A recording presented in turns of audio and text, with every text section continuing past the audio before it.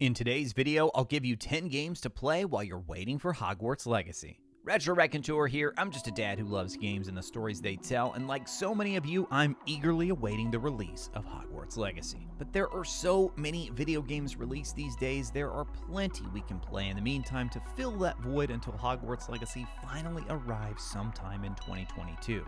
Each of these titles contains at least some element I feel would appeal to fans of Harry Potter and those looking forward to Hogwarts Legacy.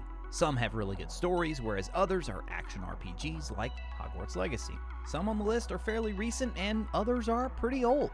If you decide you want to pick up any of these titles, I'll have links down in the description box below. Number 1, the old Harry Potter games.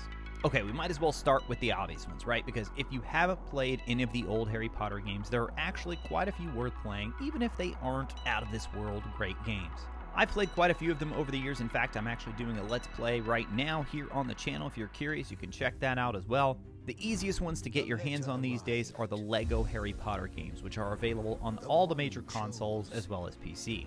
As for the older console and PC games, and unfortunately they're a little difficult to find, but Google and Reddit can help you there. You can always look to buy secondhand physical copies through a local game shop or eBay. I recently purchased a PS3 copy of Order of the Phoenix on eBay for around 15 bucks, so you can probably find them pretty cheap. My personal favorites are the original Sorcerer's Stone game on PC, the console version of Chamber of Secrets, and the previously mentioned Order of the Phoenix. All the Lego games are pretty good as well, but once you've played one of those Lego games, you kind of know what you're getting into with all of them. A lot of folks are partial to the Wii version of Order of the Phoenix, but if the novelty of motion controls has worn off for you, as it has for me, you can stick to one of the other versions instead. Sadly, I think most fans feel as if we are still waiting for a truly great Harry Potter game. While a lot of these games are enjoyable in their own way, I personally don't feel that any of them truly lived up to the potential of what a Harry Potter game can be. So, no pressure, Hogwarts Legacy. The history of the royal family of Hyrule is also the history of the Calamity Ganon. Number 2, The Legend of Zelda Breath of the Wild. If you have a Nintendo Switch, then chances are you're already one of the 22 million who have purchased the game. But if you haven't played it yet, you should change that as soon as possible. Heck, even if you've already played, it's worth playing again or going back to your original save to try and complete more quests. Overall, the Zelda series probably has more in common with fantasy titles like Lord of the Rings, but Harry Potter fans will no doubt enjoy the vast exploration and freedom you have with such an open game like Breath of the Wild. Of course, there are magic items and abilities Link obtains throughout his journey as well. Where the game really shines is in the freedom it gives you to solve problems and complete challenges using the magic and abilities at your disposal. Even years after its release, people were still finding different ways to accomplish tasks throughout the game. Number 3, Persona 4 Golden.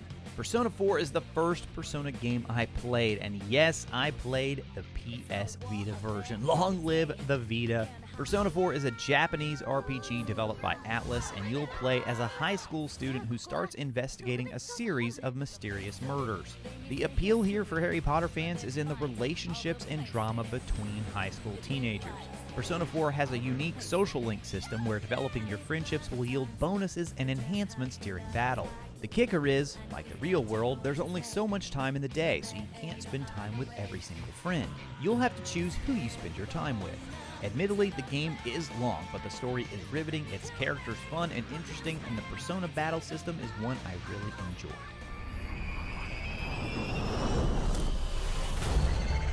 At number 4, we have Ori and the Blind Forest. This one completely shifting gears from something like Persona.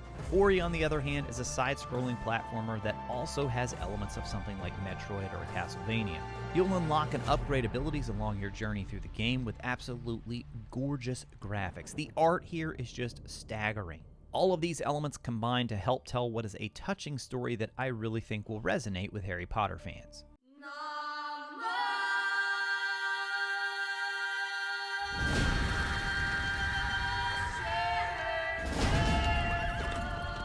At number 5, we have The Witcher 3 Wild Hunt. Look, you knew it had to be on the list. Fantasy game in the action RPG genre.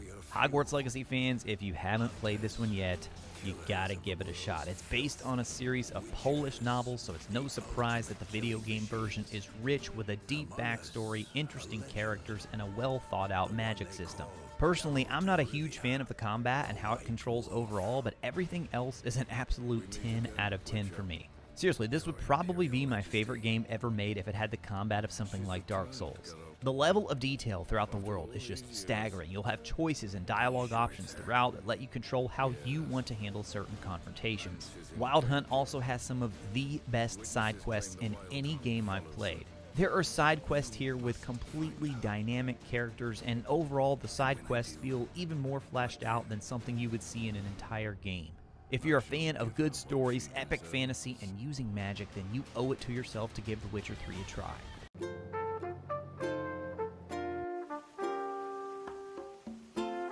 Number 6, we're going to completely shift gears yet again and say Animal Crossing New Horizons.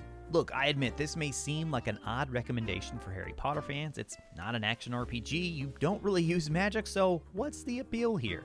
I've personally found there to be some overlap between Harry Potter and Animal Crossing fans. For those of you very familiar with my channel here, you know I have quite a few Animal Crossing videos in addition to the Harry Potter ones. So what is it about Animal Crossing that appeals to so many Harry Potter fans? For me, I think a lot of it is about the creativity you have in Animal Crossing. You can design areas that look like Hogwarts Castle, decorate your house to look like the common room of your choice, and of course you can dress like a wizard as well.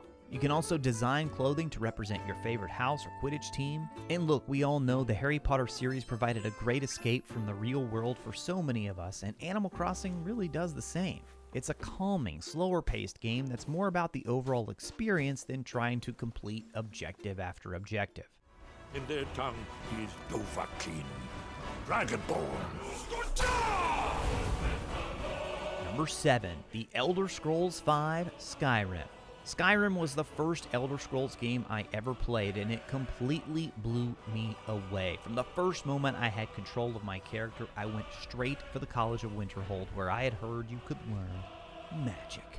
What awaited me there was a series of stories and missions that could have been an entire game on their own.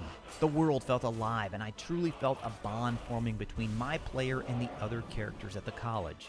There's plenty of magic for Harry Potter fans and an expansive lore about the world and creatures to go along with it. It's true, Skyrim is one of the older titles on the list, but if you have yet to play, I highly recommend it. Ashen One, hearest thou my voice still? Number 8, Dark Souls 3. If you're looking for something that's a little more challenging than what we've had so far on the list, look no further than the Souls series. I went with Dark Souls 3 for the list here, even though 1 is probably my favorite overall, but you can't go wrong with either of them. Definitely would not recommend starting with 2 though. Dark Souls 3 has some of the best bosses in the entire series, and yes, there's plenty of magic. Bloodborne and Demon Souls are also fantastic. Honestly, Bloodborne is probably my favorite Souls game overall, but since this is a list specifically for Harry Potter fans, I went with a Souls game here because they do have more magic overall than what you would see in something like Bloodborne. And if you can get your hands on a PS5, then the Demon Souls remaster is absolutely fantastic.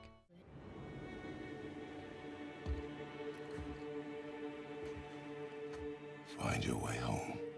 Number 9, God of War. The 2018 version of God of War completely reinvented the series in all the right ways. Pulling elements from both Greek and Norse mythology, there's both magic and creatures that will certainly please Harry Potter fans. As good as the action is in the new God of War though, the series also incorporated more upgradability and freedom in the abilities you unlock. But the heart of the game, it's absolutely the relationship between Kratos and his son, Atreus. Harry longed for a father figure throughout the entire Harry Potter series and frequently sought the approval of the prominent male influences in his life, such as Dumbledore, Lupin, and of course, Sirius. Seeing Kratos and Atreus bond throughout the adventure and playing out their journey with some epic moments of action is one of the most impactful moments I've had in gaming over the past decade.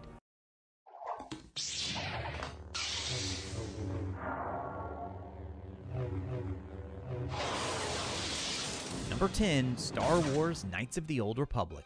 And here we have one of my favorite action RPGs of all time. There's actually been some chatter that Hogwarts Legacy will have elements inspired by Knights of the Old Republic, and let me tell you, I'd certainly love it if that were the case. This is another older one on our list, but still definitely worth playing. I would say there's one key element here that this one has over any of the others on our list, and that's the sense of choice.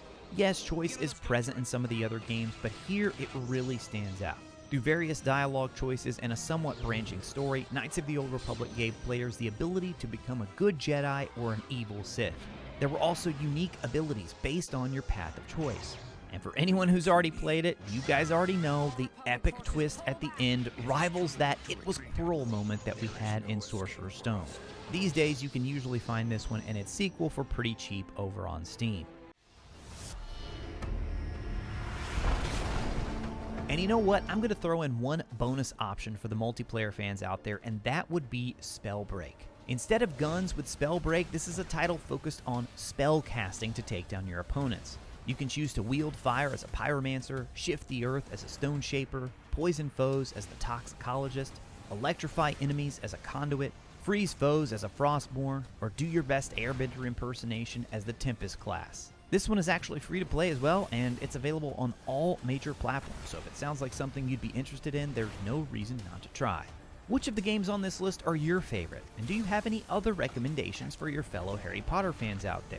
I want to hear it in the comments below, so let me know. And as always, guys, thank you all so much for watching. I'll talk to you again soon.